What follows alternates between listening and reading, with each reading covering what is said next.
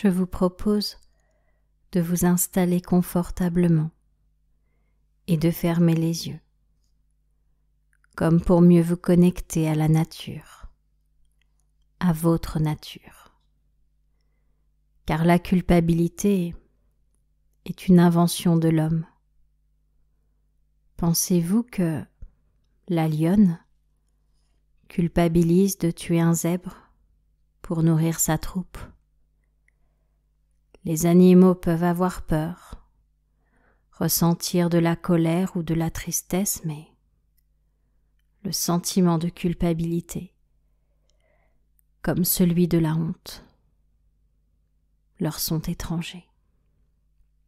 Puisque la culpabilité est une création de l'homme, on peut aussi la décréer.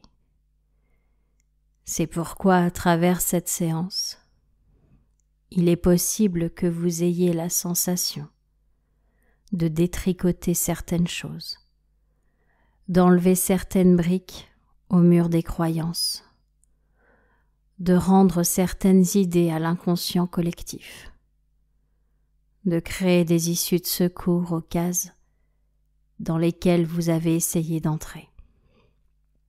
Comme si une partie de vous était déjà juge et rendait son verdict non coupable pour vous autoriser à arrêter de vous punir, arrêter de vous saboter, arrêter de vous dévaloriser. Comme si la vie vous versait en dommages et intérêts tout le bonheur à côté duquel vous êtes passé par culpabilité. Je ne sais pas quelle forme pourrait avoir la clé qui ouvrira le coffre contenant tout ce bonheur que vous méritez. Ce que je sais, c'est que parfois, certains serruriers admettent que l'ouverture des choses ne dépend pas de la motivation, mais de l'imagination. Car pour trouver la bonne clé, il faut réussir à se souvenir d'où on l'a laissé. Comme si l'intermédiaire permettait à l'intermittence l'alternance du provisoire. J'aimerais justement vous raconter l'histoire d'une école de jeunes filles qui avaient un programme bien spécifique. Il faut dire que cela se passait ailleurs et dans un autre temps. On leur apprenait à être des garçons. On leur disait que les garçons étaient forts, physiquement et mentalement, puisqu'ils ne pleuraient pas. Et on leur apprenait à être aussi fortes qu'eux. C'est pour cela qu'elles avaient beaucoup d'heures de musculation et qu'elles recevaient un coup de règle sur le bout des doigts si elles pleuraient devant des films tristes. On leur apprenait même à être anorexiques pour qu'elles aient le moins de forme possible. Et si leur poitrine se développait trop, on les opérait pour réduction mammaire. Elles devaient avoir des cheveux courts, se laisser pousser les poils des jambes, et elles avaient des cours de chant pour entraîner leur voix à être plus grave. Apparemment, elles semblaient être presque heureuses, puisqu'elles étaient presque des garçons, car on leur avait dit que seuls les garçons pouvaient être heureux dans la vie. Mais leur bonheur s'estompait subitement au premier jour de leurs règles. Tous les efforts qu'elles avaient fournis n'avaient servi à rien. Elles étaient quand même des filles. Et elles commençaient ce jour-là à ressentir une énorme colère, car cela signifiait qu'elles ne seraient jamais heureuses. Alors elles allaient à la pharmacie pour demander une pilule spéciale qui stopperait leurs règles. Mais cette pilule coûtait 3 000 €. 3 000 € pour être heureuse un mois. Cela valait le coup. Alors elles travaillaient jour et nuit, ou commettaient des délits pour acheter cette pilule magique. Je vous laisse imaginer la fortune de l'homme qu'il avait inventé, et qui était aussi accessoirement directeur de l'école dans laquelle elles allaient, et propriétaire de la clinique de chirurgie esthétique. Les jeunes filles se sentaient maudites. Elles enviaient les garçons. Elles trouvaient ça tellement injuste.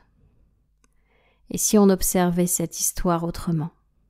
Si l'école dont je vous parlais, c'était notre société, les jeunes femmes, les humains, et l'idéal masculin, la perfection. Comme si, finalement, la société nous demandait d'être parfaits, pour nous faire culpabiliser de ne pas l'être, et ainsi nous faire consommer l'équivalent de cette pilule soi-disant magique. Car la perfection est une illusion. Nous sommes nés humains et imparfaits. Pourquoi changer notre nature? Quand vous comprendrez que tout est machination pour vous faire culpabiliser, c'est vous qui aurez gagné. Alors que diriez-vous de couper les fils au-dessus de vos bras, jambes et tête, qui avaient fait de vous une marionnette, la marionnette de toutes ces croyances? Parlons d'autre chose.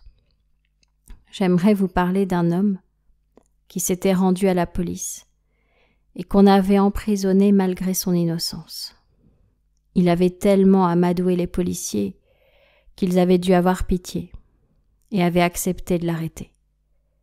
Si vous saviez comme il se sentait heureux d'être en cellule, parce que 2 mois plus tôt, son fils avait été renversé par une voiture devant le lycée, alors que lui-même était au travail, et il n'arrivait pas à se le pardonner. Alors, puisque c'était de sa faute, puisqu'il n'avait pas réussi à protéger son petit, il fallait qu'il aille en prison. Ainsi, ses 2 autres enfants resteraient sains et saufs. Car, lorsqu'un tueur en série est derrière les barreaux, le danger cesse d'exister pour ceux qui sont à l'extérieur. En fait, ce père n'acceptait pas son sentiment d'impuissance. Alors il se disait qu'en étant coupable, donc responsable, il pourrait empêcher que cela arrive de nouveau. Car s'il n'y était pour rien, il ne pourrait pas empêcher que cela recommence.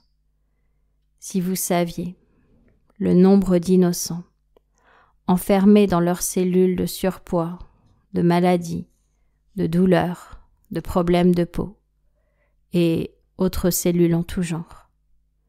Mais comment les aider à accepter leur impuissance? Comment les aider à refaire confiance à la vie? Je vous propose d'imaginer des cases, comme celles dans lesquelles la société voudrait nous faire rentrer.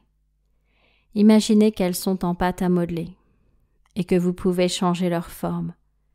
Chaque humain a le droit d'avoir la forme qu'il veut, de penser comme il veut, d'être différent. Ainsi, vous supprimez les croyances et exigences.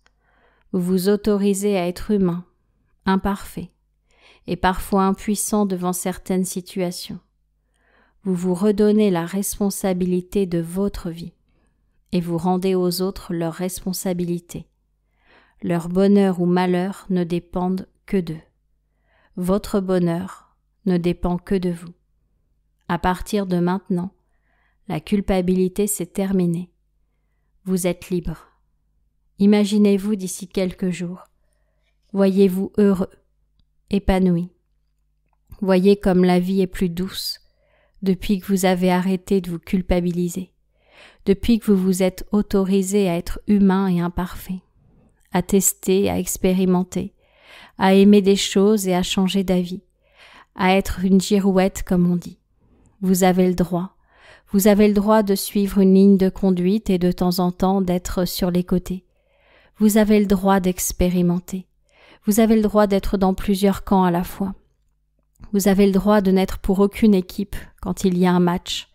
Vous avez le droit d'être pour les 2 ou pour aucune. Vous avez le droit d'être différent. Votre inconscient va donc vous aider à retrouver votre nature profonde, à l'époque où culpabilité et honte étaient absentes. À partir de maintenant, vous allez vous autoriser à vivre librement la vie dont vous rêvez.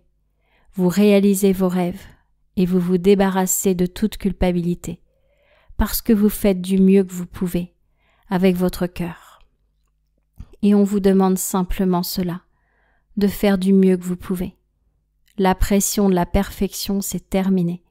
À partir de maintenant, vous avez le droit de vous tromper.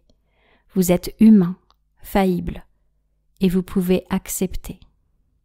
Accepter d'être cet être différent des robots, parce qu'il a des émotions, parce qu'il a des failles, parce que c'est ça qui le rend beau. Et quand vous le souhaiterez, à votre propre rythme, vous allez pouvoir revenir en douceur à la réalité, et vous pourrez réouvrir les yeux, libérés de toute culpabilité.